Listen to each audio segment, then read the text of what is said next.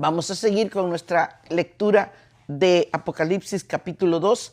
Ahora vamos a ver capítulo 2, versículo 8, y vamos a ver la iglesia que se llama de Esmirna. ¿Ok?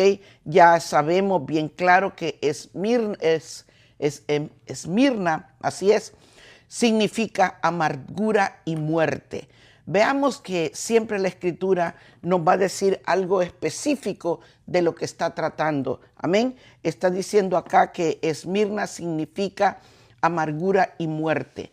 Es una iglesia que pasó una etapa muy dura y estoy tratando de decirles, de explicarles. Acuérdense que las iglesias tienen tanto un periodo histórico como profético. Amén. La iglesia de Esmirna, vamos a darnos cuenta que realmente es un proceso histórico, hermanos, pero también, claro, tiene la aplicación de lo que se ve acá.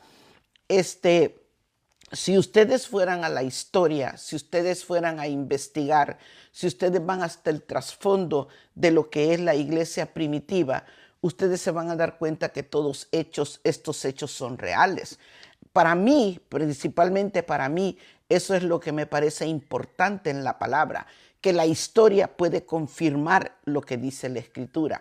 Ahora, muchas cosas de las que yo voy a decir ahora mismo, algunas están en la palabra, otras no están en la palabra, como lo es la información histórica. Amén. Imagínense que solo vamos a hablar de 3 versículos. Lo que es Esmirna solo habla versículo 8, 9, 10 y 11. ¿Ok? Y prácticamente el trama, prácticamente la situación difícil que vivía la iglesia de Esmirna, solo lo habla el versículo 9 y 10. Entonces, ¿cómo es posible que 2 versículos de la palabra, 2 versículos que está hablando, tengan un contenido de tiempo bastante grande? Amén. Tiempo en que realmente los hombres vivieron, tiempo en que realmente la historia marcó con muchas acciones dentro de la iglesia. Amén. Por eso es que para mí, me confirma la historia y la misma Escritura que lo que nosotros sabemos es cierto. Miren, esto es un tratado de fe, ¿ok? Y la fe simplemente se hace 2 cosas. O la crees o la dejas de creer. Yo te digo que yo lo creo. Y creo de lo que muchos de los que están aquí también creen. Entonces, no te voy a dar todo el trasfondo histórico de lo que sucedió allá en este tiempo, sino que te voy a hablar una parte y bien reducida de lo que realmente pasó en esos más de 100 y pico de años que duró este tiempo de Esmirna. ¿Ok? Vamos a ver lo siguiente. La iglesia de Esmirna dice que sufre las 10 persecuciones romanas en las que oficiales exterminaron a miles de santos. Oigan bien, 10 persecuciones romanas. ¿Ok? Bueno, pero esta es un poquito de introducción. Déjenme decir esto un poquito para después luego entrar en el versículo 8. ¿Ok? La Roma pagana, ¿ok? Permítame, exterminaron a miles de santos, pero cuanto más los mataban, más se multiplicaban. Interesante, ¿verdad? Roma quería aplacar esto, pero en lugar de aplacarlo, ellos más se multiplicaban. El libro de los mártires de Fox nos da detalles de estos hechos. Este libro de los mártires de John Fox, usted lo puede comprar, es un libro bien cómodo, creo que no pasa de los $12. Yo no te estoy vendiendo ningún libro, yo no tengo ninguna cuenta con nadie, pero el libro está en la tienda de la A a la Z, ustedes ya saben cuál es, y el libro se llama Los Hechos, el libro de los mártires de John Fox, ¿ok? Entonces, allí nos damos cuenta que es una realidad. Yo también leí otro libro que se llama El libro de la historia de la iglesia de Justo González. Amén, son 2 tomos y es bien interesante cómo la historia de la iglesia se marca en ese tiempo.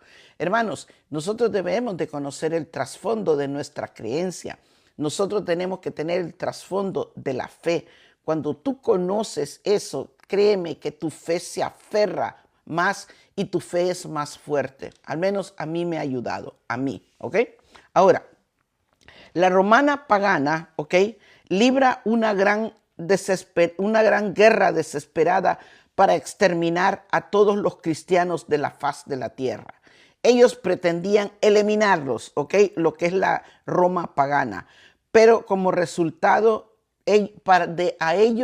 como resultado a la opresión, ellos crecían. Qué poderoso es el evangelio, ¿verdad? Qué poderoso es la certeza que hay en el Señor.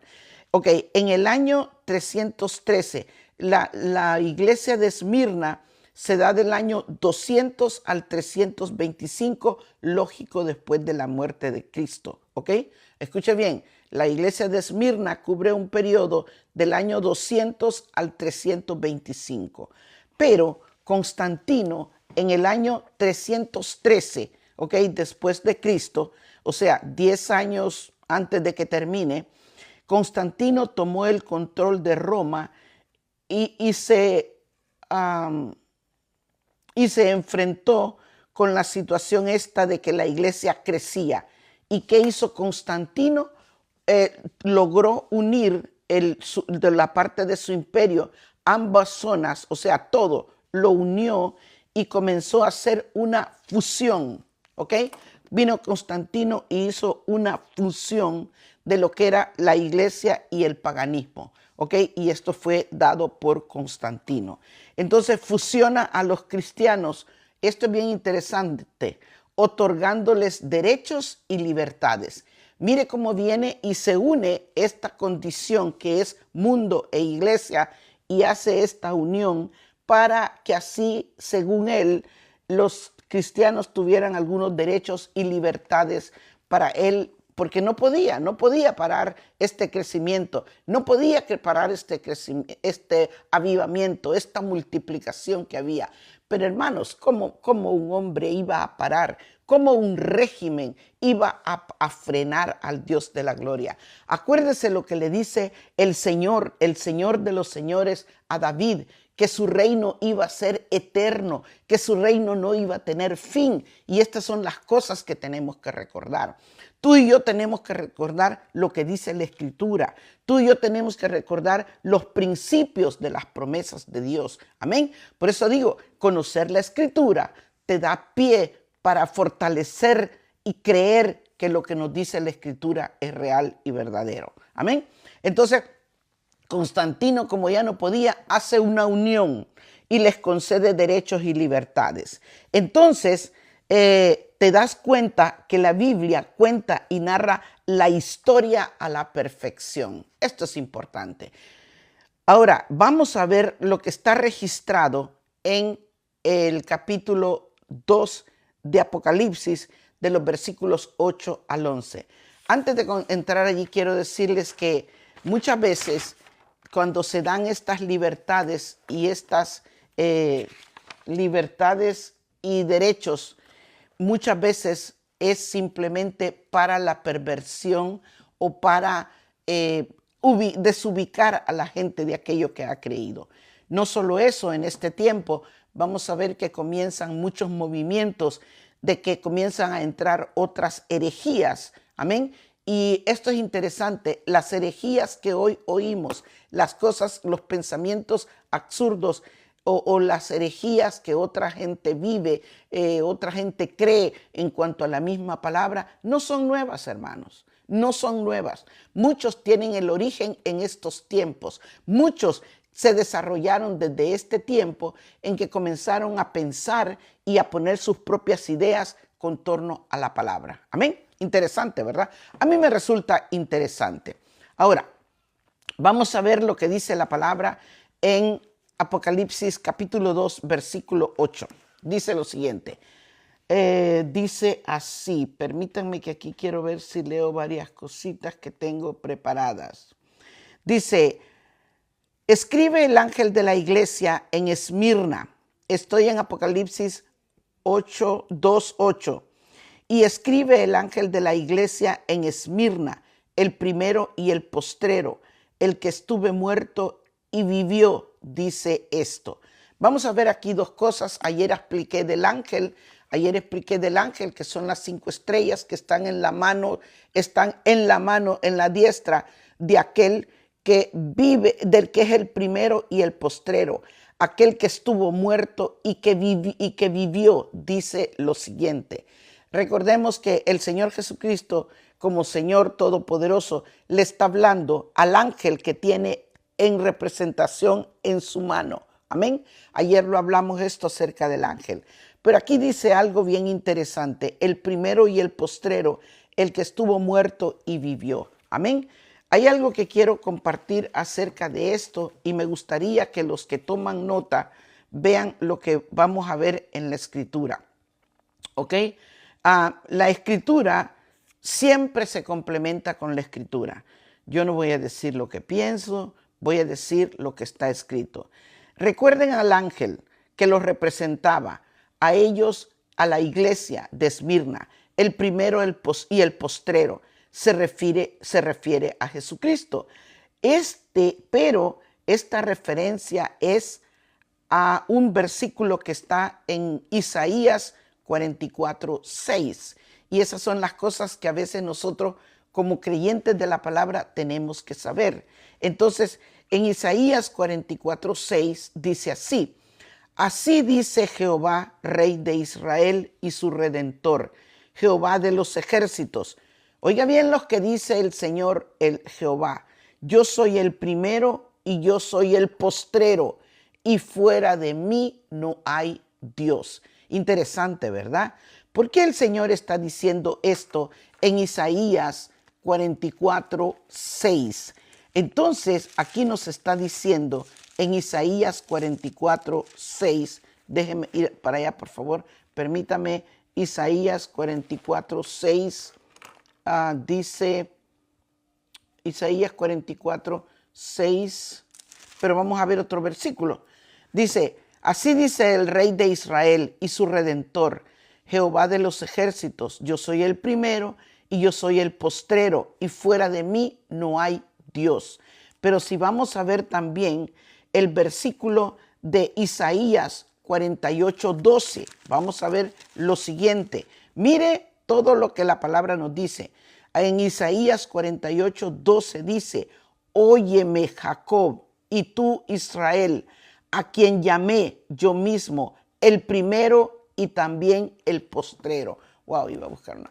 Ustedes saben que es tremendo cómo es eso que también el Señor Dios, Dios Jehová de los ejércitos, el Dios de la gloria, es el primero y el postrero.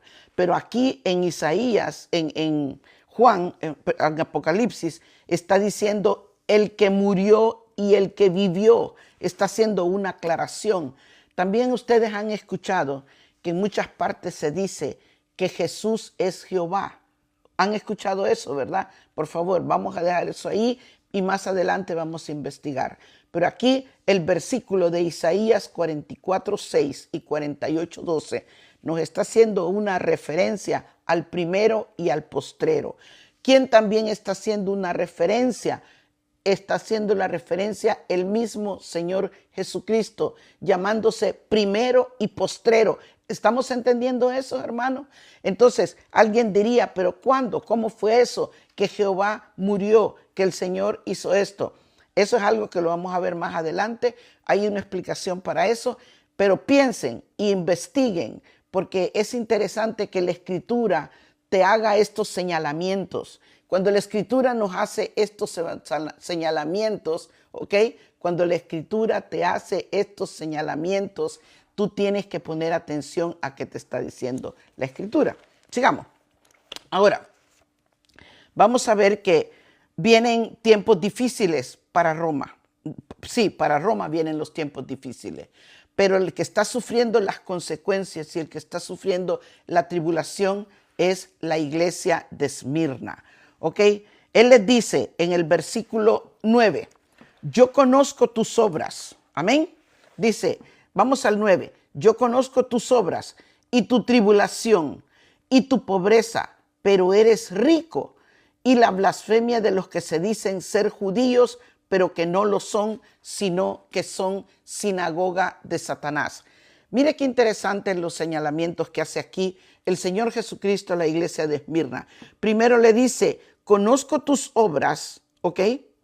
Tu tribulación, tu pobreza, pero a la vez le dice que es rico, y la blasfemia de los que dicen que ser judíos y no lo son. Aquí el Señor está hablando de 5 cosas. Déjeme decirle que una cosa es el trabajo, otra cosa es la tribulación, otra cosa es que sean pobres, otra cosa es que sean ricos, y la blasfemia que ellos estaban teniendo enfrente de su ser, enfrente de ellos. Amén. Interesante, ¿verdad? Miren, qué interesante todo lo que nos muestra la Escritura. Y por eso es que les digo, hermanos, esto definitivamente tiene que ser escrito por alguien que tenga esa presencia en el Espíritu. ¿Cómo es posible que en un versículo tan de 1, 2, 3, de 4 estrofas se diga tanto? ¿Ok?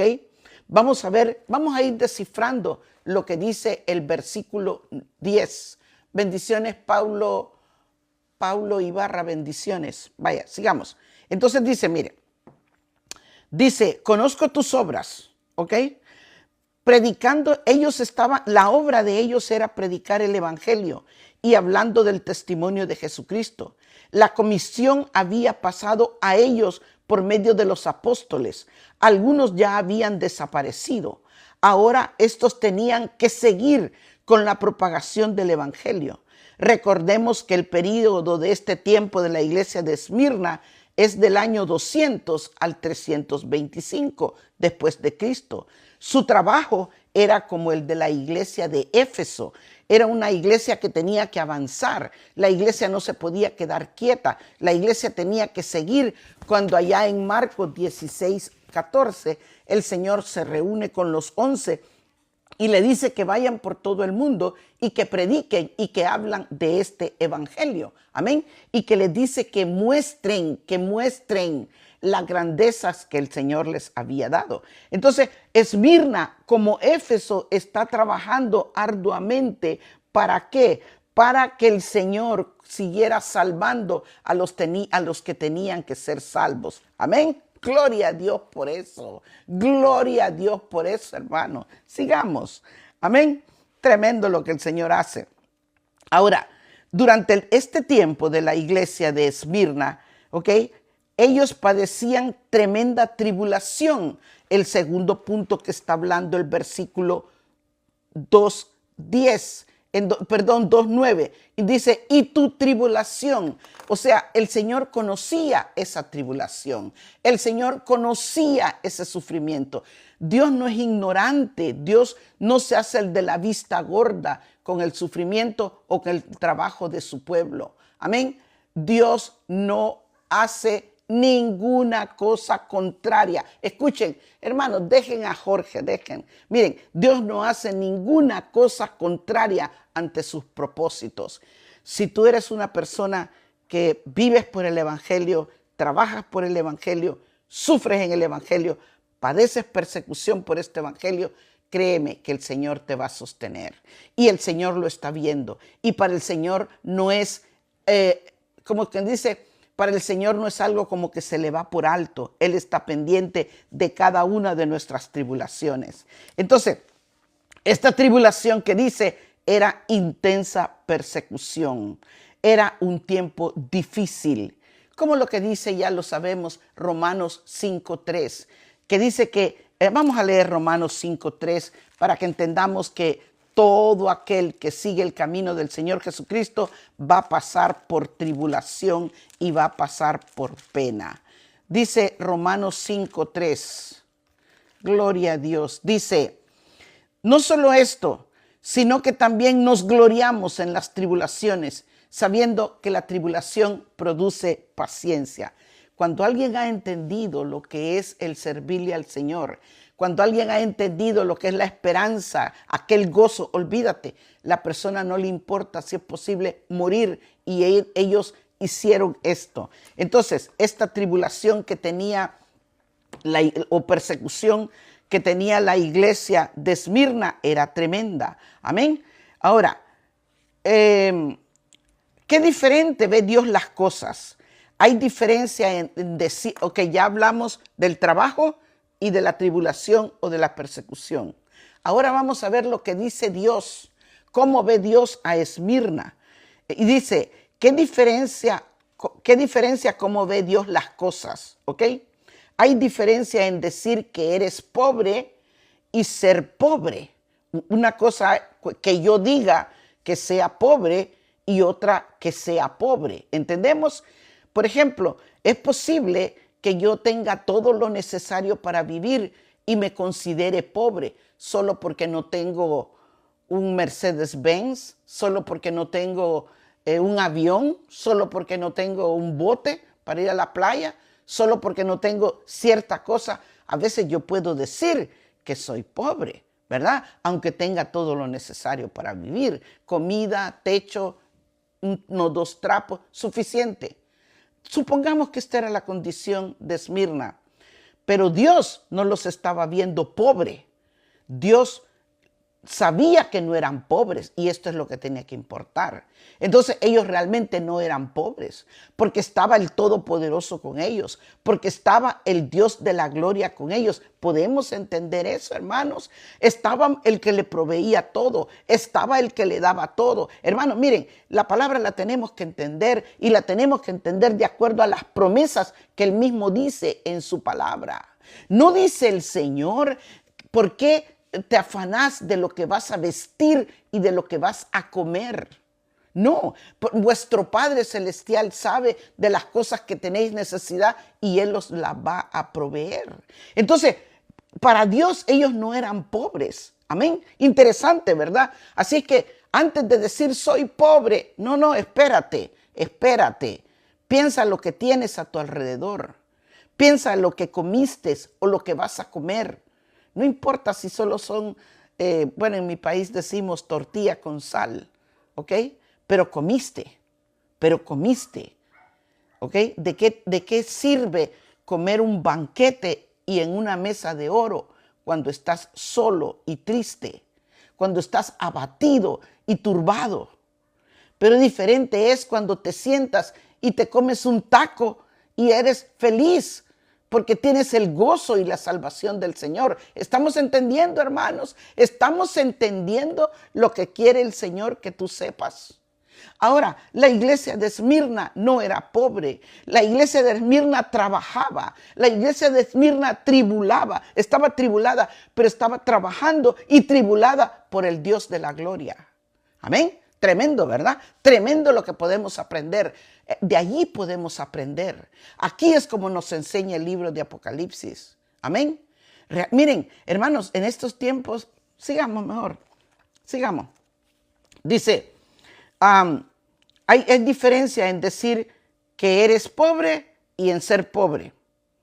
Hay una gran diferencia en decir que eres rico y ser rico. Hay una gran diferencia. Amén. Hay una gran diferencia en decir que eres rico y ser rico. Hay personas que se consideran ricos y no tienen nada. Son ricos en su mente, pero está bien. Nadie va a cambiar eso.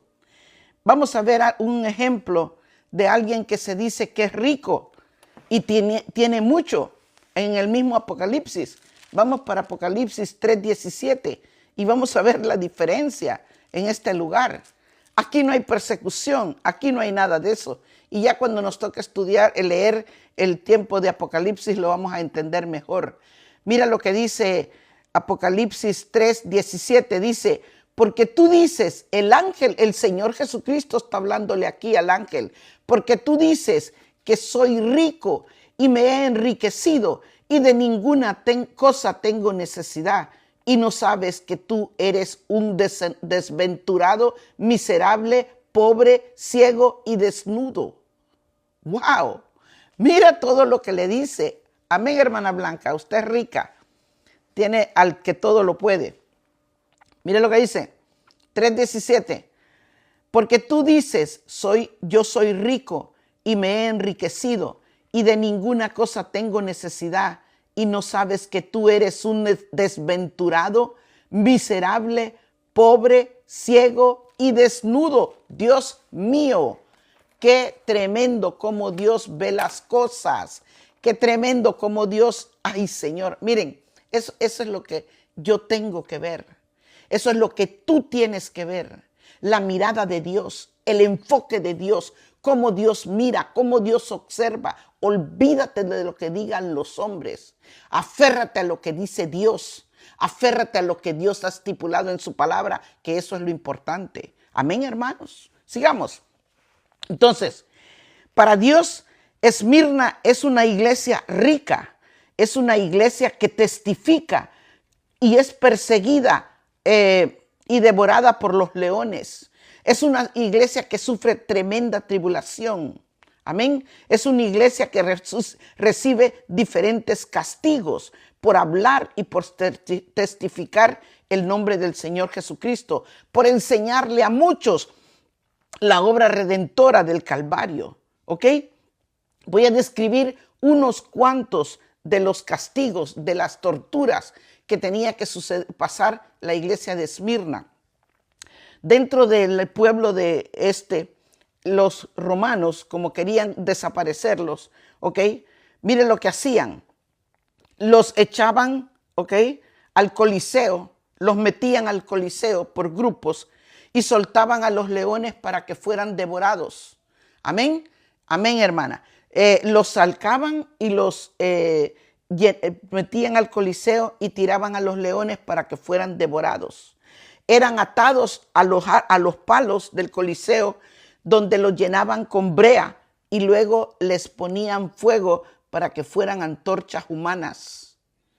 ¿Te imaginas esto? ¿Te imaginas esto? Y esto está en la historia. Y esto no es un cuento. Y esto no lo dijo Disney. No lo sacó Disney. No. Esto no lo sacó Disney. ¿Ok? Otro. Eran metidos en sacos o en bolsa grande. En los sacos, ustedes saben, ¿verdad? Lo que son los sacos. Eran metidos en sacos con serpientes cascabeles adentro. Metían a la persona con serpientes cascabeles y luego amarraban el saco y los tiraban al río. Morían mordidos primero por las serpientes y luego ahogados porque no podían salir de la bolsa. ¿Ok? ¿Te imaginas lo que es esto? Y esto solo son 4 cositas que te estoy diciendo, o 3 de las torturas que ellos pasaban. Los metían al Coliseo, eran como antorchas humanas, los metían en una bolsa con serpientes, 3. Pero hay una explicación más amplia de todo esto, lo que sufrieron estos pobres de Esmirna, y está en el libro de los mártires de John Fox. Ya se los he mencionado. Esto que te estoy diciendo, tristemente, fue una realidad. Cuando el Señor le está diciendo a Esmirna, conozco tu obra y la tribulación y tu tribulación. Estos hombres realmente habían sufrido. Muchos de ellos estaban arriba ya con el Señor. Muchos de ellos ya estaban durmiendo. Muchos de ellos ya habían padecido y otros padecieron. Tremendo, ¿verdad, hermanos? Tremendo. Pero esto no se queda allí. No solo ellos tenían la tribulación, no solo ellos estaban teniendo que trabajar, no solo ellos eran pobres. Ustedes saben que las personas a veces cuando son atribuladas, cuando son perseguidas, cuando tienen tremendos problemas, ni el sustento se comen a gusto, ni el sustento tienen ese tiempo como para estar tranquilos y comerlos. Pero aquí lo importante de todo esto es que Dios conocía la situación que había en Esmirna. Y Dios no estaba desentendido de esta situación. Tremendo, ¿verdad? Que entre más persecución, más se multiplicaban los creyentes. Entre más persecución, más abundaban los que venían a la fe. Quiere decir que produce un efecto.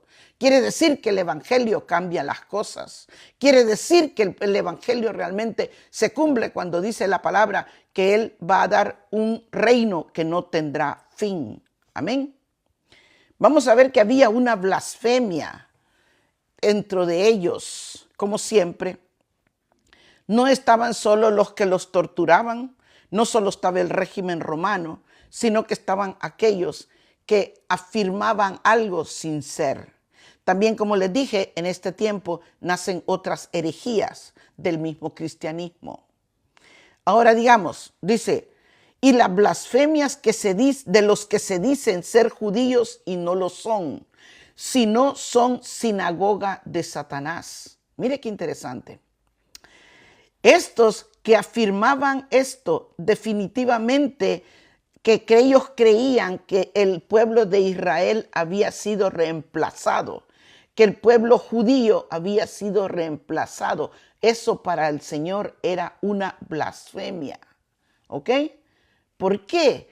¿Por qué una blasfemia que estos dijeran que el pueblo judío había sido reemplazado y que estos que se consideraban judíos, y esto hasta ahora lo dicen muchos, hay personas, hay iglesias, hay congregaciones, hay asambleas, hay personas que dicen que el Señor tomó a los gentiles y dejó a los judíos a un lado. Eso no es una verdad. El que dice eso es una blasfemia porque está contradiciendo las promesas de Dios a Abraham. Eso es una mentira porque está negando lo que Dios ha prometido su palabra en un pacto con un hombre. Y ustedes saben que si algo hace Dios bien es que Él no rompe sus promesas. Amén. ¿Lo entendemos? Yo lo entiendo.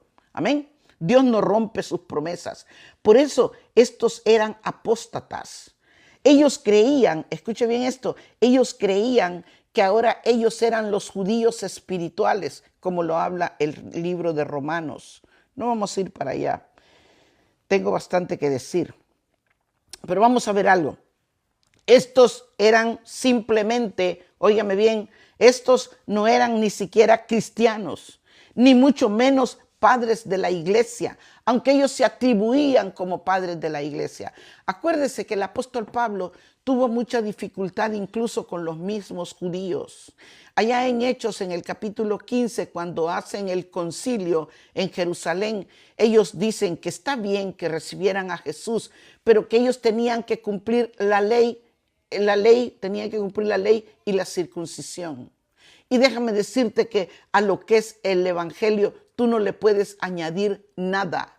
No se le tiene que añadir ni que la circuncisión, ni que los mandamientos, ni nada. Porque solamente Jesucristo es suficiente para liberarnos de nuestros pecados. ¿Entendemos? Esto no comenzó exactamente allí, esto ya venía. Judíos que querían mantener el judaísmo mezclado con el cristianismo, algo que para Dios no era agradable, algo que para Dios no es agradable. Tú no puedes decir que vives bajo la sangre de Cristo y creer todo lo que dice la palabra, pero tener a la par otra cosa. Es solamente el sacrificio de Cristo suficiente para salvarlos. Amén. Pero ellos no. Ellos querían tener la ley y la circuncisión y el cristianismo. Una mezcla. Ellos querían estar, como quien dice, bien equipados. Si no era uno, era el otro. Pero tal cosa no es posible en el Señor. Entonces, estos no eran ni siquiera cristianos, ni mucho menos padres de la fe. Miremos lo que dice Mateo 23:15. Amén. Porque este era fue un problema entre el judaísmo bien tremendo. Mire lo que dice Mateo 23:15. Ay de vosotros, escribas y fariseos hipócritas, que corréis mar y tierra para ser un prosélito, y una vez hecho, lo hacéis 2 veces más hijo del infierno que vosotros. Esto se estaba dando en la iglesia de Esmirna, ¿ok? Estos que decían ser judíos y no lo eran, querían poner sus propias reglas, querían poner sus propios preceptos, querían condicionar el evangelio a como ellos pensaban. Y es lo que pasa en estos tiempos, hermanos. El período de Esmirna, escucha esto, el período de Esmirna contrasta marcadamente con nuestra época eclesiástica, ¿ok? Actual, contrasta. La gente se pone de pie y canta para servir a Jesús y porque tiene promesas, pero no siempre es rentable el servir al Señor, no siempre es beneficioso. Cuando alguien realmente hace esto, viene lo siguiente. Si tú realmente alabas al Señor con una decisión, con un compromiso, mira las consecuencias que vienen. El Bautista, Juan el Bautista, sirvió a Jesús y se le pagó con ser decapitado. ¿Entonces vamos entendiendo? A Esteban, por anunciar la obra de Dios, se le apedreó hasta morir. Esteban. Cristo tuvo que pagar con su vida en la cruz porque vino a los suyos y no le recibieron. Pablo y Santiago fueron decapitados. Realmente no en todos los países existe esta tribulación o esta persecución, pero en estos momentos hay países donde no se puede predicar el evangelio. Hay países donde se está predicando el evangelio y se predica clandestinamente, ustedes lo saben. O sea, que el evangelio siempre, siempre va a tener persecución. Y hay un tipo de persecución todavía que no se mira como persecución, pero que existe en estos momentos. ¿Quieren que te lo diga cuál es? Mucha gente está en el evangelio, pero está siendo engañada. Mucha gente está siendo dirigida por hombres perversos, por falsas enseñanzas, por gente que vive más en la carne que en el espíritu, por gente que más que usa los deseos carnales o la carne para engañar, para confundir, ¿para qué? Para tener sus propios beneficios. La iglesia en Estados Unidos es demasiado cómoda. Dígame si no. Es un tipo de persecución. ¿Quién lo hizo? Usted ya sabe quién lo hizo. Yo no se lo tengo que decir. ¿O no es así, mis hermanos? Mire a su alrededor, reflexione usted mismo, haga una reflexión y dígase, no, a nadie tiene que contestar, por favor. Reflexione usted mismo y dígase usted, ¿realmente tengo persecución por recibir a Cristo? ¿Por servir a Cristo? ¿Tengo persecución en mi casa? ¿Me molesta mi esposo? ¿Me molesta mis hijos? ¿Realmente yo vivo ese compromiso el cual al diablo le molesta y me hace la guerra? ¿Ah? Si el diablo no te molesta, cuidado que algo anda mal. Pero el diablo no se va a dar quieto. El contrario no se va a dar quieto, no se va a quedar quieto a que tú vivas una vida comprometida, a que tú vivas una vida en donde la obra que tú le presentas al Señor es realmente una obra digna de un hijo de Dios. Si el Hijo de Dios sufrió, escuche, si el Hijo de Dios sufrió y dio su vida por nosotros, ¿por qué nosotros no vamos a hacer algo por Él? El evangelio no es solamente bien gracia, no. El evangelio viene acompañado de sufrimiento. El evangelio viene acompañado de que le va a molestar a otro lo que tú haces. Créame que sí. Te lo dice toda la Escritura. No te lo voy a decir yo. Miren, cuando en la persona hay la guía del Espíritu, cuando en la persona hay la fluidez de tu espíritu, del Espíritu de Dios en la vida del creyente, a los demás les molesta y les estorba esa presencia del Espíritu. Y ahí es donde comienza el diablo a hacer trabajo, a hacer tribulación, a hacer persecución, porque no le gusta lo que está viendo en el otro. ¿Estamos entendiendo? Pero, ¿cómo es el evangelio que se vive ahora? La gente, he visto congregaciones que la gente no se para ni para cantar, ni para orar. Hermanos, si tú cantas es a un Dios glorioso. Si tú lees la palabra es a un Dios glorioso. Si tú vas a una iglesia no vas a oír las historias del pastor. Vas a oír las historias de aquel que dio su vida por ti. Amén. De aquel que dio su vida por ti. No de mi vida. No vamos a ir a contar cuentos. No, hermano. ¿Por qué murió Esteban? Esteban comenzó a hablar desde que hizo el pacto con Abraham y comenzó a hacer toda la historia hasta ese momento, hasta que llega y que dice que él ve los cielos abiertos y que ve a uno sentado y a Jesucristo de pie a la diestra del Padre. Eso le causó la muerte a Esteban.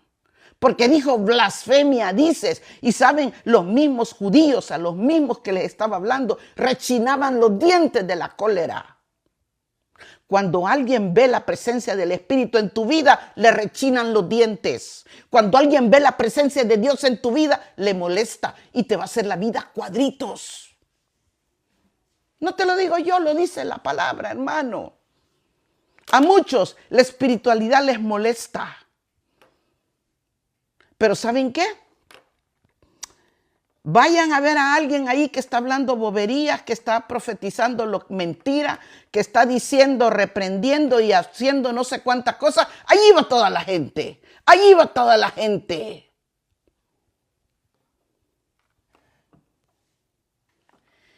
Ay, Señor.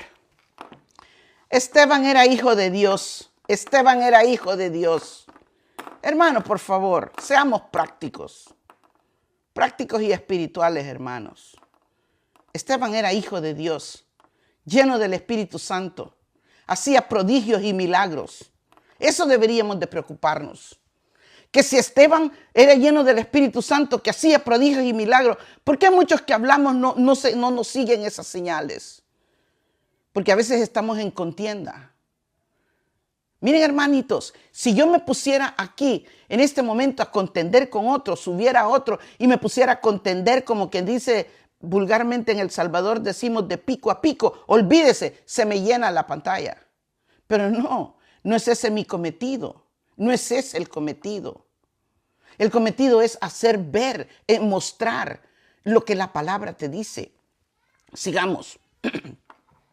Entonces, el ser un verdadero hijo de Dios te va a causar dificultades. El ser hijo de Dios te va a causar problemas. El ser hijo de Dios, el ser un verdadero hijo de Dios, conocer la Escritura, vivir por el Espíritu, predicar el Evangelio del Señor Jesucristo, te trae consecuencias. Amén. Aquí ya no, hoy no, aquí en Estados Unidos no, ni en El Salvador, ni en Centroamérica, en el Oriente, en otras partes, causa problemas y puedes hasta morir por eso. Amén. No, mis hermanos, tenemos que ir para atrás y rescatar lo que se nos ha concedido. Un espíritu poderoso, un espíritu, hermanos, que puede hacer cosas grandes, porque es el Espíritu de Dios, no es mi vida, no es mi ser, no es el Espíritu que está en mí, es el Espíritu de Dios con el que hemos sido sellados.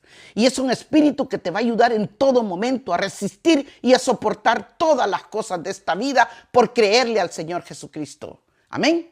Amén, hermano. Sigamos. El cristiano de hoy cree que servir a Dios es algo que todo te irá bien, que todo estará bien, que se te van a acabar los problemas. ¿Dónde dice eso la Escritura? Eso no lo dice la Escritura. El apóstol Pablo dice que es necesario que a través de muchas tribulaciones y pruebas entremos en el reino de Dios. ¿Lo dice así o no? Claro, mi Biblia lo dice. Es necesario que entremos por diferentes pruebas, problemas, situaciones. Miren lo que dice 2 de Timoteo 3:12. Tú tienes, hermanos, lee tu palabra, lee la palabra. No nos quedemos con lo que me dijo fulano, con lo que me dijo mengano, con lo que dice el pastor. Dime, así dice la Escritura. Mira lo que dice 2 de Timoteo 3:12, dice, y también todos los que quieren vivir piadosamente en Cristo Jesús padecerán persecución. ¿Escuchamos? ¿Escuchamos? Oiga, vaya a leer por favor 2 de Timoteo 3:12. 2 de Timoteo 3:12, y también todos los que quieren vivir piadosamente en Cristo Jesús padecerán persecución. Ay, Señor, hermano, Señor, gloria a Dios. Yo doy gloria a Dios por esta palabra. Yo doy gloria a Dios por la palabra que es mi Cristo. Yo doy gloria a Dios por esta palabra que me hace entender lo que los demás no pueden ver. Me hace comprender la grandeza de su salvación para con nosotros. ¿Ok? Ok, hermanos, sigamos. Miren lo que sigue diciendo. Dice, esta blasfemia. Ay, Señor, aquí tenía que venir. Vamos a hablar un poco más de la blasfemia, porque no he tocado la blasfemia. Dejen a los católicos tranquilos. Ellos van a recibir su recompensa, hermano. Ay, Señor. Miren, todos sabemos que el fuego quema, ¿verdad? Todos sabemos que el fuego quema. Pero todos tenemos que pasar la experiencia de habernos quemado para saber que el fuego quema. Solo eso les digo. Al buen entendedor, pocas palabras. El fuego quema, pero yo tengo que haberme quemado para saber que quema. Mientras no me he quemado, no voy a saber que el fuego quema. ¿Ok? Sigamos, hermanos. Dice, la blasfemia de los judíos falsos. ¿Ok? Estos judíos que no eran, dice que esto era una blasfemia. Y lo dice el Espíritu Santo. El Espíritu Santo está diciendo esto, ¿ok? Estos son la organización más blasfema sobre la tierra. Ellos profesaban, ellos querían reemplazar, suplantar o sustituir al pueblo de Israel, a los judíos. Dios no ha terminado con el pueblo judío. ¿Usted sabía que Dios no ha terminado con los judíos? Miramos lo que dice Primera de Tesalonicenses 14:16. Aquí vamos a ir a leer porque necesito leerte lo que dice la palabra. Primera de Tesalonicenses, capítulo 4, ¿ok? Primera de Tesalonicenses, capítulo 2, del versículo 14 al 16. Miren, hermanos. Dice la palabra que el sabio no discute con el necio, ¿verdad? ¿Verdad que así dice la palabra? El que es sabio es porque conoce, pero el necio que no conoce discute para lograr su objetivo. La palabra de Dios es sabiduría y tú no la tienes que discutir con nadie. Tú simplemente agarras la palabra, crees lo que dice y nada más. Si está diciendo el Señor, el ángel está diciendo aquí en Apocalipsis capítulo 2, versículo 9, dice, sino que dice que dice así, sino que son una blasfemia. ¿Dónde está? Espérenme. Sino que la sinagoga de Satanás, que son una blasfemia, lo decía el Espíritu Santo. Mire lo que dice Tesalonicenses 14 al 10 en Cristo Jesús, que están en Judea. Pues habéis padecido de los de vuestra propia nación las mismas cosas que ellos padecieron de los judíos. Los judíos también les dieron padecimiento a los cristianos. ¿Estamos entendiendo? Los judíos les dieron problemas a los cristianos. Y esto es lo que les está diciendo Pablo a los tesalonicenses. Mira lo que dice el 15. Los cuales, está hablando Pablo de los judíos, los cuales mataron al Señor Jesús y a sus propios profetas. Y a nosotros nos expulsaron y no agradaron a Dios y se oponen a todos los hombres.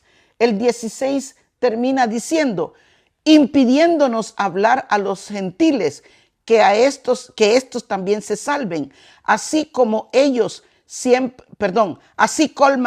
siempre la medida de sus pecados, pues vino sobre ellos la ira hasta el extremo. ¿Te das cuenta? Dios no ha pasado por alto la obra de los judíos. Dios es el que se va a encargar, pero usted déjele a Dios el juicio. Déjele a Dios el juicio, hermano. No sea necio en su propia opinión. No sea sabio en su propia opinión. Usted deje que el judío tome el castigo cuando Dios se lo dé. Yo no se lo voy a dar. Ni yo le voy a decir a nadie lo que tiene que hacer. Porque yo no soy Dios. Dios es Dios. Yo no soy nadie. Amén. Ahora miremos lo que sigue diciendo la palabra. Vamos a ver lo que Pablo habla referente también a los judíos. Vamos para Romanos 9, del 2 al 12. Aquí sí vamos a leer bastante porque es interesante. Dios no ha cerrado su promesa a Abraham. Vamos a leer Romanos del 2 hasta el 12. Dice, porque tengo gran tristeza y continuo dolor en mi corazón, porque deseara yo mismo ser anatema, separado de Cristo, por amor a mis hermanos, los que son mis parientes según la carne. Pablo era judío, ¿ok? Pablo era judío. Que son israelitas, de los cuales son la adopción, la gloria, el pacto y la promulgación de la ley, el culto y las promesas. Todo esto les pertenece a los judíos, ¿ok? De quienes son los patriarcas y de los cuales según la carne vino Cristo, el cual es Dios sobre todas las cosas, bendito por los siglos. Amén. No que la palabra de Dios haya fallado. Oigamos, no que la palabra de Dios haya fallado, porque no todos los que descienden de Israel son israelitas. No todos los que dicen ser creyentes son hijos de Dios. Lo siento, así lo dice la palabra. No todo el que me dice Señor, Señor. Acuérdense, esto es un misterio. Amén, hermanos. Así es que cuidadito, cuidadito, cuidadito. Y dice, no todos los que son descendientes de Israel son israelitas, ni por ser descendientes de Abraham todos son todos hijos, sino en Isaac será llamada descendencia. Esto es, no los que son hijos según la carne son los hijos de Dios, sino que los que son hijos según la promesa son contados como descendientes. Porque la palabra de la promesa es esta: por este tiempo vendré y Sara tendrá un hijo. Y no solo esto, sino también cuando Rebeca concibió de uno de Isaac, nuestro padre, pues no había aún nacido, ni había hecho aún ni bien ni mal, para que el propósito de Dios conforme a la elección permaneciese no por las obras, sino por el que llama. Se le dijo, el mayor servirá al menor. Hermanos, ¿entendemos el español nosotros? ¿Entendemos el español nosotros, hermanos? Hermanos, tranquilos, hermanos, dejen a Tito Collado, déjenlo que diga lo que quiera, déjenlo. Sigamos en lo de nosotros. No permita que el diablo turbe su mente. Lea, por favor.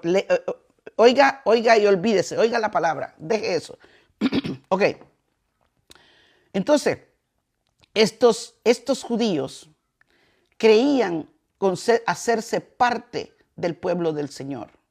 Estos, con su mezcla de qué sé yo, querían tomar el control de todas las cosas. Y no iba a ser posible, ¿verdad que no? No iba a ser posible, porque nadie, miren hermanos, escuche esto que voy a decir, no porque yo lo voy a decir, sino porque lo dice la palabra. Así como acaba de decir Pablo, que incluso de todos los hijos de Abraham, no todos son judíos. Los verdaderos hijos son los hijos de la promesa, ¿ok? ¿Y sabe quién es la promesa? Jacob. En Jacob está la promesa. Jacob con sus 12 hijos. ¿Quién es Israel? Jacob. Entonces, hermanos, en estos tiempos hay tanta confusión. En estos tiempos hay tanta herejía. En estos tiempos hay tanto pensamiento de hombre que olvídese. Mire, si nosotros nos vamos a poner a escuchar todo lo que cada quien dice, nos vamos a confundir. Por eso tú tienes que primero, mire, yo tengo el privilegio de tener personas que hablo con ellas, hablo de la palabra, no de otra cosa. Hablar de la palabra, y yo lo que le digo, usted quiere caminar bien, usted quiere estar bien, la palabra. Usted quiere realmente ser esa hija de Dios, ese hijo de Dios, la palabra. Usted quiere realmente vivir según lo que el Señor dice, la palabra. Olvídese de lo demás. Olvídese de fulano, sutano, mengano, que aquel que enseña esto, que aquel que enseña el otro, que aquel que discute, que aquel que hace batalla, que aquel que hace contienda, que aquel que hace, ¿cómo se llama? Debate. Olvídese. Usted con el único que tiene que entrar en comunión es con la palabra y con el Señor Jesucristo, el Espíritu Santo y el Dios de la gloria. Y con ellos usted no va a entrar en discusión, con ellos usted no va a entrar en debate, con ellos usted no va a ponerse, pero Señor, es cierto esto, pero Señor, es cierto acá. No, usted va a recibir y usted va a creer lo que dice la Escritura. Amén, hermanos. Sigamos. Algo más, se lo voy a decir, algo más que nos dice la Escritura y que usted y yo lo tenemos que creer, es que el Señor, la restauración de Israel es un misterio. ¿Oyó? Por eso es que esta era una blasfemia, queriendo cambiar el orden de Dios. Hermanos, por favor, el que quiere cambiar el orden de Dios es una blasfemia. Dios lo mira como blasfemia. ¿Ok? La restauración del pueblo judío es un misterio y eso lo dice su Biblia en en Romanos 11:25. Romanos 11:25 le habla a usted del misterio de la restauración de Israel. Si la palabra lo dice, simplemente lo tenemos que creer. Yo no entiendo cómo es que hay gente que puede decir que el Señor ya dejó a los judíos por un lado y que ahora tiene al pueblo gentil como la iglesia. No, hermanos. Que el Señor tiene al pueblo gentil como pueblo y que los judíos ya no. Estamos mal. Si el que crea eso está totalmente mal. Dios no ha abandonado a los suyos. Dios no le va a romper por nada de este mundo ni de los cielos su promesa a Abraham. Porque Dios lo que dice lo cumple. Dios no le va a fallar a David cuando le dijo, el reino de tu hijo será un reino eterno. Amén. Eterno. Si tú lo crees, hermano, gloria a Dios. Sigamos, por favor. Dice, ningún grupo de hombres herejes va a reemplazar a los escogidos de Dios. Escuche esto y póngalo bien en su mente. Ningún grupo de hombres herejes va a reemplazar a los escogidos de Dios. Nadie, la plenitud que está preparada para las 12 tribus, que son literales, físicas, terrenales y visibles, será en la segunda venida de nuestro Señor Jesucristo. Amén. Yo lo creo. Las 12 tribus van a ver a su rey. Van a ver a su rey viniendo con gloria y poder en las nubes y que viene a establecer un milenio, un reino en donde él va a regir con vara de hierro aquí en esta tierra. Amén. Algo importante que tengo que decir en la época de Esmirna. En esta época de Esmirna comienza a darse la enseñanza postmilenial. Comienza a cobrar importancia. En el año 354 después de Cristo, Agustín, obispo romano, comienza a enseñar acerca del postmilenianismo, que estos creen que la venida del Señor Jesucristo será después del milenio. Tremenda cosa que no dice así la Escritura. ¿Ok? Eso es el postmilenianismo. ¿Ok? Esto solo es un dato porque lo vamos a mencionar en otras cosas. Recuérdelo, si no, pregúnteme. La Iglesia Católica, voy a decir esto, porque no sé, algunos no lo saben. El que lo sepa, gloria a Dios. El que no lo sepa, no lo sepa. Como el que estaba aquí alegando que ya se fue, creo, gloria a Dios que se fue. Ellos creen que la Iglesia Católica es la única porque la instituyó Pedro. Sabemos que no es así. Sabemos que no es así. Pero ¿para qué discutir eso, hermanos? Miren, yo les voy a decir una cosa. Si usted sabe algo que se lo confirma la palabra de miles maneras y otro lo cree de otra manera, déjelo. Déjelo, hermana o hermano, porque ni yo, ni usted, ni nadie lo va a convencer. ¿Ok? Mire, yo veo por ahí que unicitario, que trinitario, que no sé qué, que no sé cuánto. Yo no entiendo, hablan tan el provisionismo, el no sé qué. Yo digo, pero ¿y de dónde han sacado tanta cosa? Para comenzar, todas estas palabras ni están en la Biblia.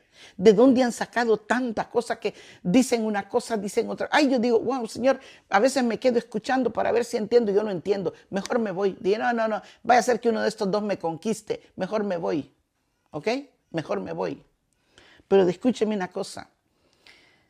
Muchos veo ahí que se ponen a discutir el católico con el protestante. ¿Qué tú ganas con discutir con un católico? ¿Qué ganas? Preguntémonos, ¿qué ganan? ¿Qué ganan? Ah, que digan, oh, fulano ganó. ¿Y qué? ¿Qué te aumenta? ¿Qué más te pone? ¿Qué más te da? ¿A dónde te lleva un debate? ¿A dónde te lleva? Dicen, oh, te gané, no sé qué dicen ahí. Eso no es ganar nada. Yo no veo que ganen una copa de oro. Yo no veo que ganen $10,000. Yo no veo que ganen algo importante. Yo no veo que lo ganen. ¿Ok? Sí, tal vez ganan popularidad, ganan gente que los siga, pero ¿qué es eso? Eso no es nada. Ahí va la información.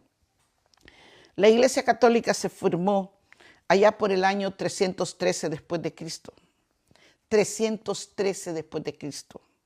Con el edicto de Milán, con Teodosio, ¿ok?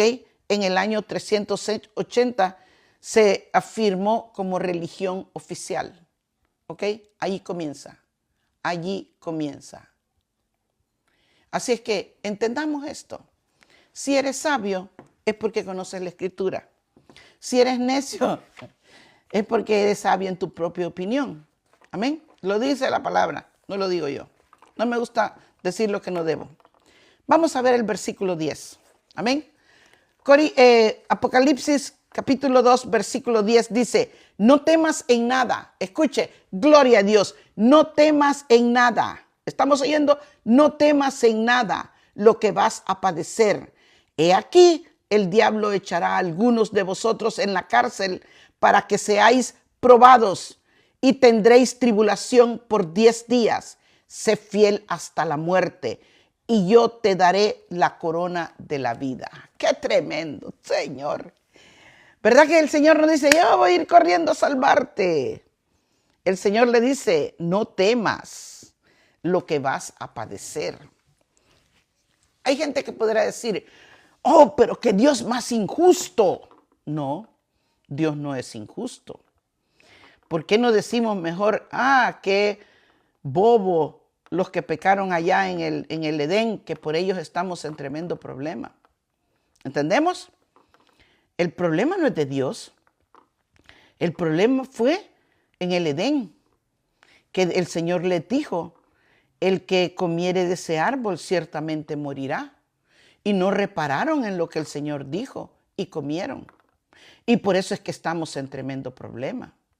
Muchas veces las personas cuando les pasa algo malo dicen, pero es que ¿dónde está Dios? No, pero ¿y por qué tienes que preguntar dónde está Dios? Dios es santo y Dios está en su santidad y está en su trono. El problema fue allá, en otro lugar. Pero para eso el Señor mandó a Cristo, para que nosotros que estábamos muertos en nuestros delitos y pecados tuviéramos vida. Y de manera que como consecuencia de que estamos en un mundo de pecado, vamos a sufrir. Por favor, dentro o fuera del Evangelio se sufre. No me digas que sin el Evangelio no se sufre, es cuando más se sufre. Y sin el Evangelio vas totalmente a una vida de condenación eterna, sin el Evangelio. Sin las buenas noticias no te queda más que vivir condenadamente en un fuego eterno. ¿Ok? El hacha está puesta al pie del árbol, ¿o no es así? ¿No dice Mateo 3 eso? ¿Que el hacha está puesta? ¿Ok? ¿No dice la palabra el mismo Mateo 3 que el aventador esté en la mano y que él va a sacar el trigo lo va a poner en el granero y la paja va a ir al fuego? Amén, hermanos. ¿No dice así la palabra? No dice así que si eres trigo, vas a ir al granero. Él te va a recoger en su granero. Pero si eres paja, te espera el infierno eterno, hermano. Amén. Así que dice, no temas lo que vas a padecer. Mira lo que dice Mateo 10:28. No temáis a los que matan el cuerpo, mas el alma no pueden matar. Temed más bien aquel que puede destruir el alma y el cuerpo en el infierno. A Él le debemos de temer. Tú y yo tenemos que temerle al Señor, no lo que te pasa en este cuerpo, hermanos. Miren, me voy a poner yo porque no quiero poner a nadie. Si a mí me pasa algo en este momento, o si yo salgo y me pasa algo en la calle, un accidente, Dios no lo permita, y si lo permite, pues es que me tocaba, era mi día. Yo voy en el mismo momento con el Señor. Se me acabó la aflicción. Hermanos, estos que los ponían como antorcha, estos que los echaban en una bolsa con una cascabel, estos que se los comían los leones y que lo pasaron en el tiempo de Esmirna, hasta allí llegó su sufrimiento, hermanos. Hasta allí llegó. Hermano, el que duerme para de sufrir. El que duerme para de sufrir. Amén. Se va a su morada. Su espíritu y su alma regresan con el Señor. Pero miremos lo que dice Mateo 10:28. No te preocupes lo que vas a pasar aquí en esta tierra. Más bien teme aquel que puede matar el alma y el espíritu. Perdón, el alma y el cuerpo en el infierno. A Él sí le tenemos que temer. Al Señor de la gloria, a Él sí. Ahí sí teme a lo que pueda suceder. Dice, el diablo echará a algunos de vosotros en la cárcel. Esto fue mucho lo que sufrieron los fieles en ese tiempo. Eran apresados, eran encarcelados. Y también tristemente esto va a suceder en la gran tribulación. También tristemente esto se va a dar. ¿Ok? Esto se va a dar. Eso también tiene que ver con lo que dice Mateo 25 del 32, 33, 34 en adelante. Que dice que estuve en la cárcel y no me visitaste. Estuve enfermo y no me visitaste. Tuve hambre y no me diste de comer. Esto se va a dar en la gran tribulación. Muchos van a ser encarcelados, muchos van a correr a las montañas, van a estar desprotegidos, pero los ángeles del Señor los van a sustentar. Los ángeles del Señor los van a sostener. Amén.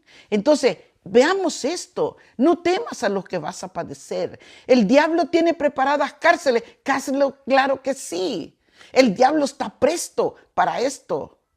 Porque lo primero que a él le molesta es lo que tú eres, cuando tú crees, cuando tú vives de acuerdo a la palabra. Si no, mira, usted sabe que si a ti te da igual y vives como cualquiera y vives como lo que quieres, tú sabes que al diablo eso no le molesta. Tú sabes que al diablo no le importa. No eres motivo de preocupación para el diablo. Sacúdete, levántate, haz la obra del Señor. Allí el diablo tiembla. ¿Ok? Pero al diablo le estaba preocupando esta situación. Por eso es que hinca al imperio romano. Vayan, denles con todo, háganles de todo para que dejen de hablar. Amén. Luego dice, sé fiel hasta la muerte. Vamos a ver el 10. He aquí el diablo echará a algunos de vosotros en la cárcel para que seáis probados. Tremendo, ¿verdad? El diablo le gusta probar. Ayer mirábamos con alguien que el diablo trató 3 veces con el Señor Jesucristo.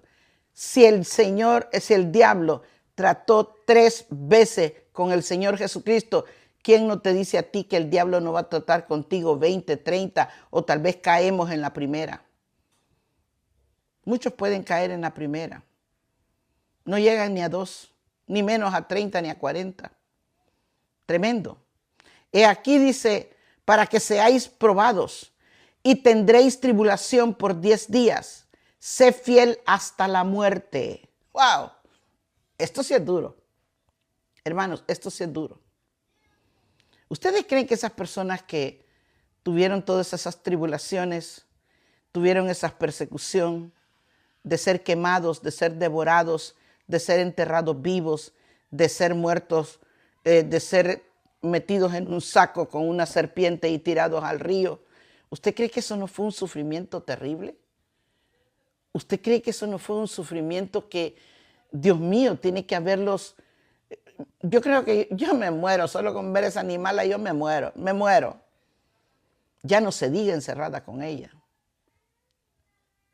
Ahora, y el Señor les dice, sé fiel hasta la muerte y yo te daré la corona de la vida. Tremenda, ¿verdad? Tremendo lo que el Señor les está diciendo. Déjenme terminar con esto. Voy terminando. Dice, el que venciere, el versículo 11, al que tiene oído, oiga lo que el Espíritu dice a las iglesias. El que venciere no sufrirá daño de la segunda muerte. Ahora, les pide que venza hasta la muerte, pero le va a dar algo más. No sufrirá daño en la segunda muerte. Digamos, vamos a ver. Sé fiel hasta la muerte y yo te daré la corona de la vida. Vamos a ver lo que quiere decir la corona de la vida. Esto no se promete a un salvo. Esto no es la promesa que nosotros tenemos. Esto es para los fieles de la gran tribulación, los que lleguen hasta la muerte, la corona de la vida. No es algo para la era de la iglesia. Aquí no dice, si eres fiel hasta la muerte, recibirás la vida eterna. No es esa la recompensa que el Señor les está diciendo.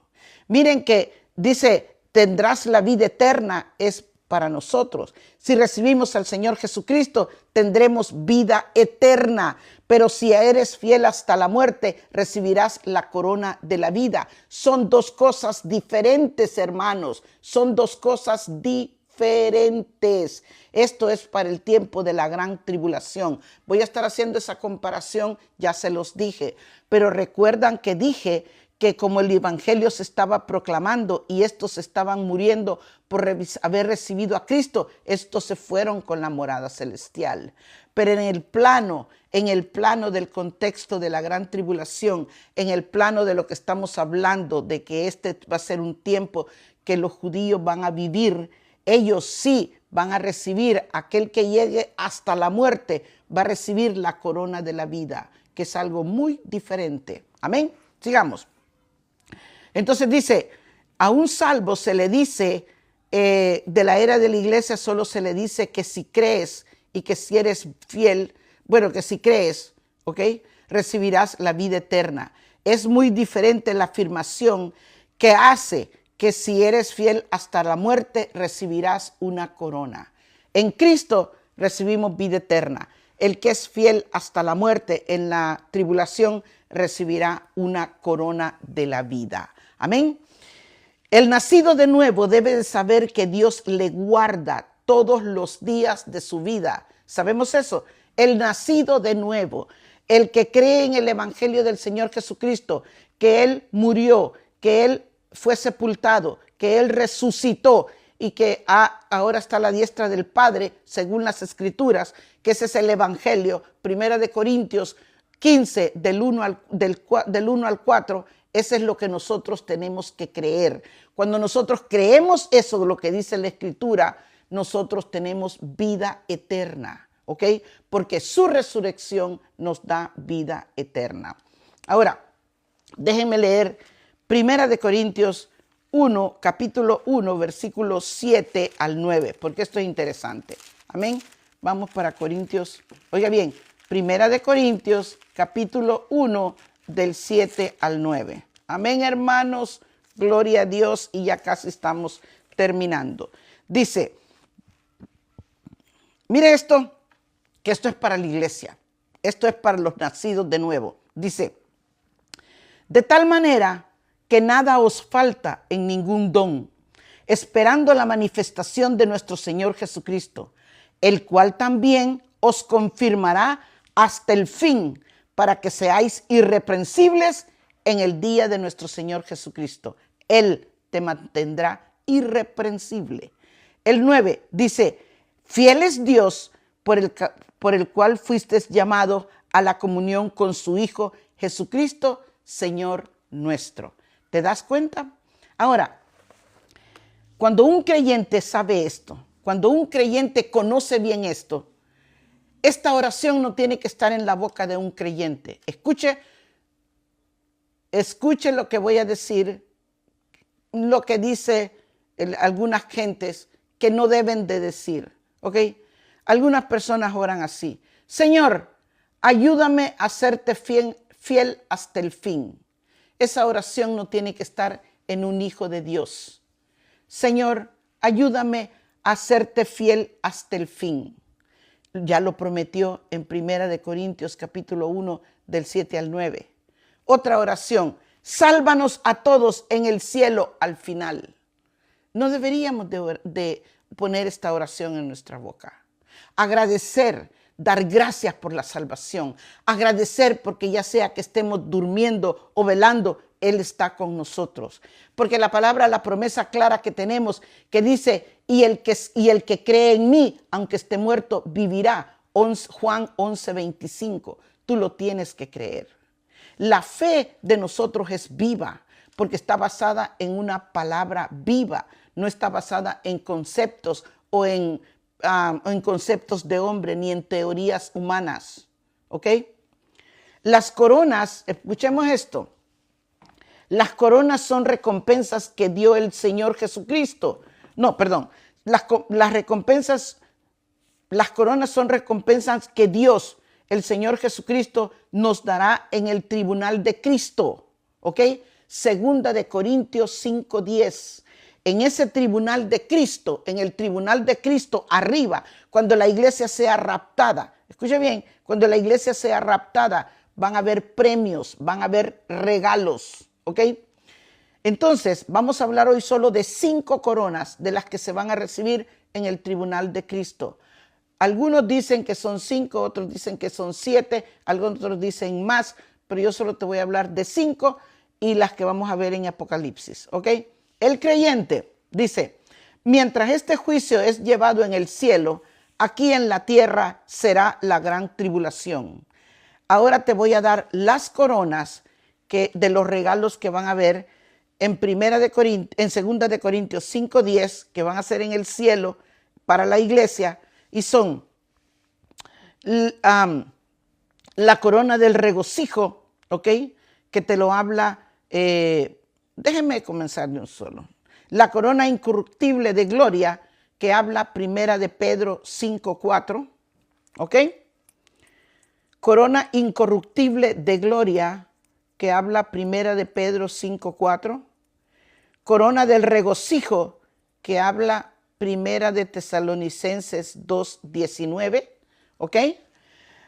La corona incorruptible, que habla 1 de Corintios 9, 24 y 25, y la corona de justicia, que habla 2 de Timoteo 4, 8, la corona de la vida, esta es la que habla Apocalipsis 2, 10, ¿ok? Ahora, vamos a ver la corona de la vida que estamos hablando ahora. Hay una corona que es bien fácil y que tú desde ya la puedes creer que la tienes, ¿ok? Desde ya. Mire, voy a leer lo que dice 2 de Timoteo 4:8, ¿ok? Para que veamos algo que si tú te quieres ganar una corona, ya la puedes tener desde ya. Yo ya la tengo. Yo ya la tengo, ¿ok? Hermanos, uno tiene que hablar por fe. 2 de Corintios 4:8 dice lo siguiente: por lo demás, me está guardada la corona de justicia, la cual me dará el Señor justo, juez justo, en aquel día, y no solo a mí, sino también a todos los que aman su venida.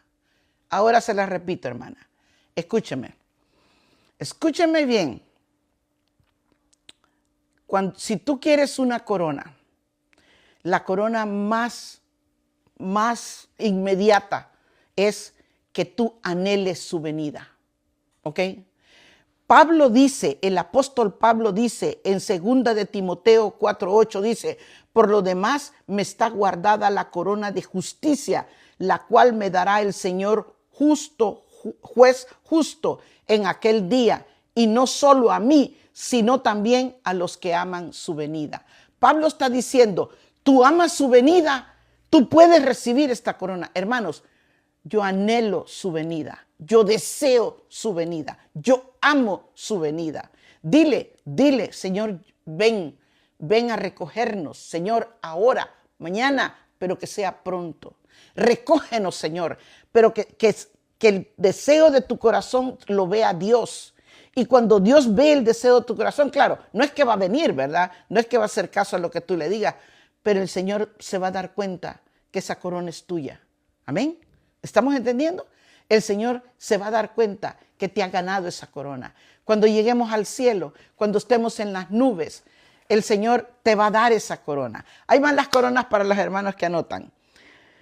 La corona incorruptible de gloria es en Primera de Pedro 5:4. ¿Ok? La corona del regocijo, Primera de Tesalonicenses 2:19. Repito, la corona del regocijo, Primera de Tesalonicenses 2:19. La corona incorruptible, Primera de Corintios 9:24 y 25. Y la corona de justicia, que es la que recién acabo de leer, Segunda de Timoteo 4:8. Y la corona de la vida, que habla Apocalipsis 2:10. Amén. Así es que, hermanos, en el nombre poderoso del Señor, tenemos una vida eterna, los que estamos en este momento seguros. Nosotros definitivamente no vamos a tener daño de la segunda muerte. Nosotros no tenemos una segunda muerte. Nosotros estamos excluidos de eso. La iglesia del Señor Jesucristo está excluida de la gran tribulación. La iglesia del Señor Jesucristo va a ser raptada antes de la gran tribulación. Esto es seguro por lo que dice la palabra. Hay mucha gente que dice otra cosa, pero olvídate, no lee la escritura, métete en la escritura para que sepas lo que dice la palabra. Voy a orar para cortar y luego seguimos un momentito, ¿ok? Padre, en el nombre de Jesús te damos gracias en esta hora. Poderoso Dios, gracias por la palabra que nos has concedido. Gracias, Señor, porque a través de ella sabemos que estamos seguros los que estamos en Cristo Jesús. Señor, gracias por tu palabra que es fiel y verdadera y nos mantiene seguros en el reino de Dios, el reino que es gozo, justicia y paz en el Espíritu y que les has dado a todos los que hemos sido sellados por el poder de tu Espíritu Santo. Guárdanos hasta el fin, que es la promesa que tenemos que dice que tú nos mantendrás hasta el día de la redención de nuestro Señor Jesucristo. Esa es la promesa que hemos recibido. Estamos seguros, lo creemos y en el nombre poderoso de Jesús te damos la gracia y decimos amén, amén y amén. Amén, mis hermanos.